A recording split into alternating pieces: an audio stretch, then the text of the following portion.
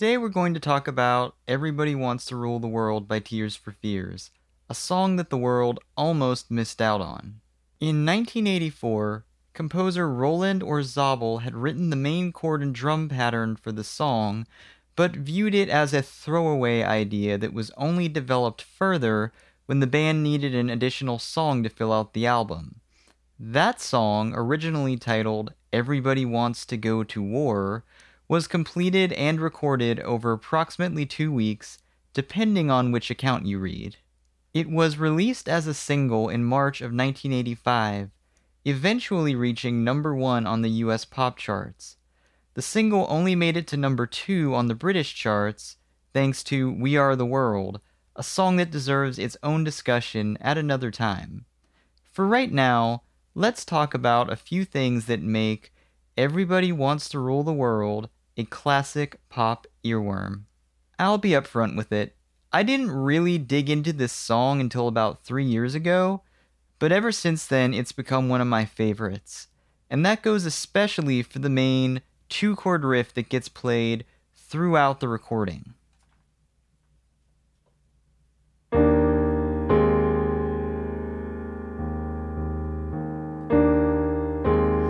I love the sound of this so much, and I use it all the time when I'm testing out a new keyboard sound, or if I just want something fun to jam over.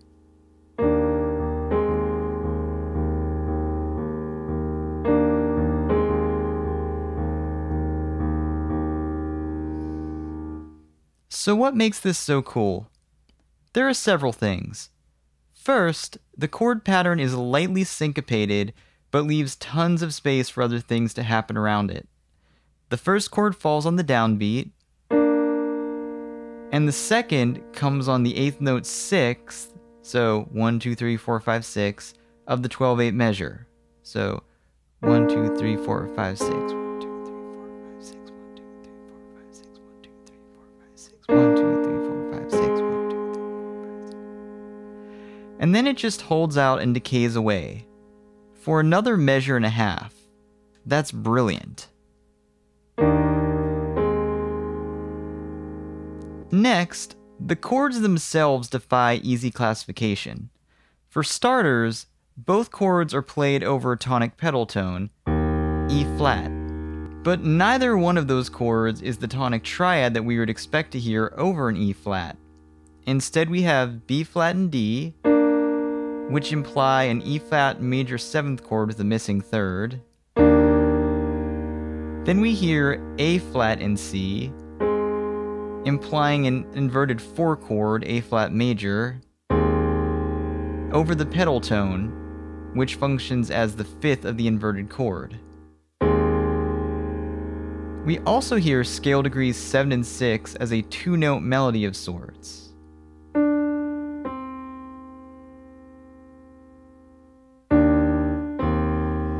Another uncommon choice. Having one incomplete chord and another an inversion over the bass pedal, and having the second 4 chord ring out so much longer than the first, doesn't give the listener any sense of stable resolution. It's like a short inhale, followed by a long exhale, rather than steady breathing. This gives the chord progression a pull that creates both a great foundation for the verses and provides a clear contrast from the more dense chord progression that we hear later during the pre-chorus and refrain. Create one set of expectations with the verse, and then shake them up with the chorus. Just like the verse chords, the verse melody has a wonderful trick of avoiding any notes that would obviously reinforce a clear key or resolution. The key notes are scale degrees 6 and 3, with 3 having less stability because we hear it in the context as the 7th of the 4 chord, rather than the 3rd of the tonic chord.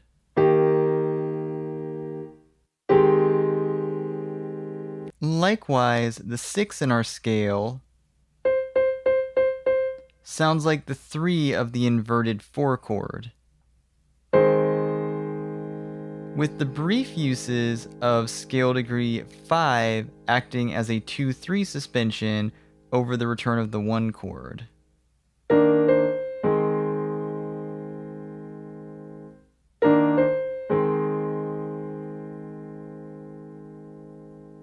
Despite only using 3 notes and being quite repetitive, the verse is very tuneful and provides the essential function of a verse-chorus form.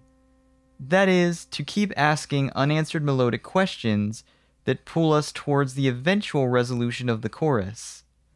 The verse also uses the clever trick of shortening the final line to unexpectedly transition directly into the chorus. So here we have the main verse melody.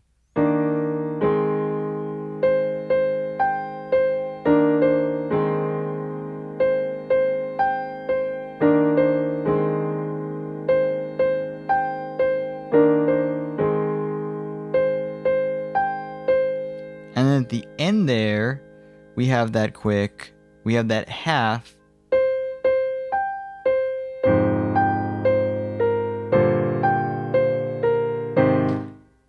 Line that takes us directly into the chorus.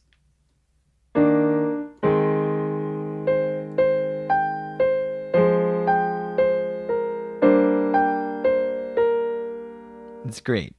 The chorus is a study in how to create contrast by doing the opposite of most things in the verse.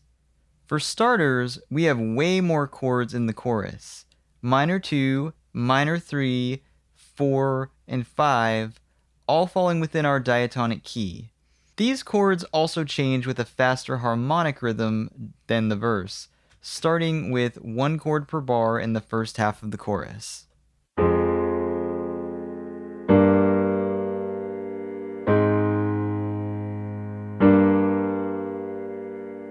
Then speeding up to 2 chords per bar for the second half of the chorus.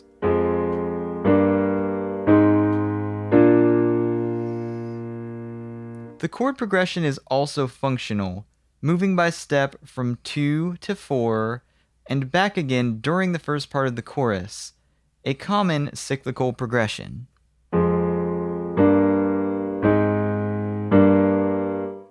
The second half goes through 2, 3, 4, and 5 to finally give us a dominant cadence back to the ambiguous E-flat chord of the verse.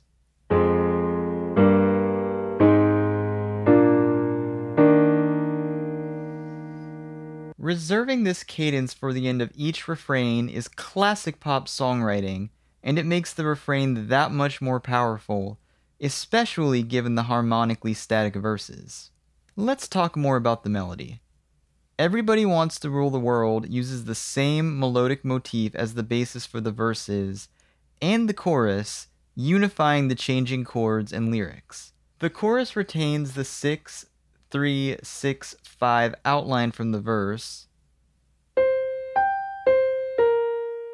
with the chorus ending each segment on scale degree 5 to give each fragment a more stable point to loop back to the beginning.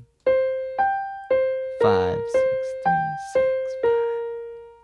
Let's talk more about the melody. Everybody Wants to Rule the World uses the same melodic motif as the basis for the verses and the chorus, unifying the changing chords and lyrics.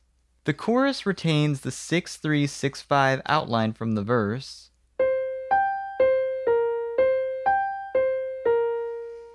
with the chorus ending each segment on scale degree 5 to give each fragment a more stable point to loop back to the beginning. The verse has an extra bar of open space at the end of each phrase.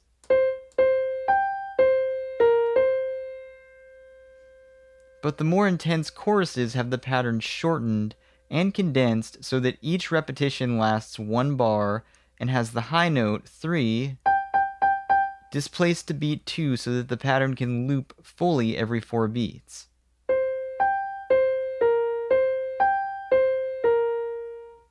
To create additional contrast, the chorus adds an extended version of the melody on the 3rd line that starts with the familiar leap, but then descends down the pentatonic scale, but then we have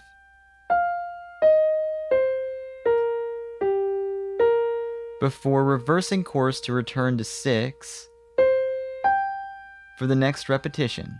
The acceleration to the refrain continues with the harmonic rhythm being doubled again, with our original motif set to everybody, and Wants to Rule the World set to another descending pentatonic line. So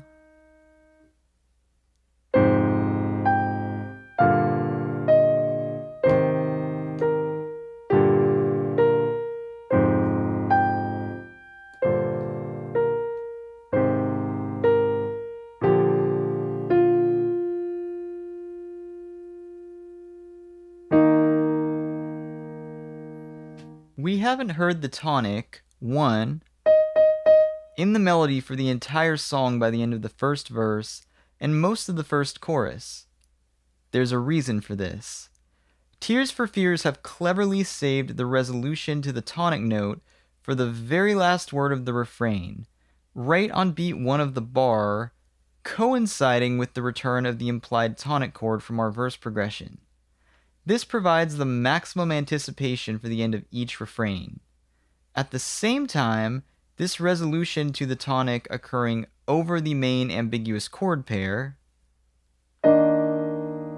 leaves enough uncertainty to keep momentum going into the next section. Great structure, great songwriting.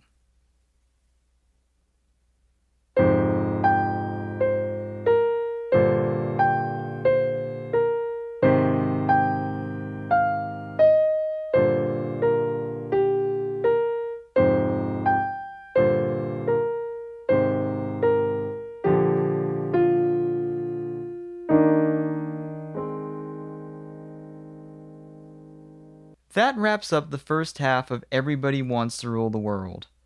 I hope you learned something, and I'll see y'all back here in the future for part 2. In the meantime, I'll do my best to answer any questions in the comments.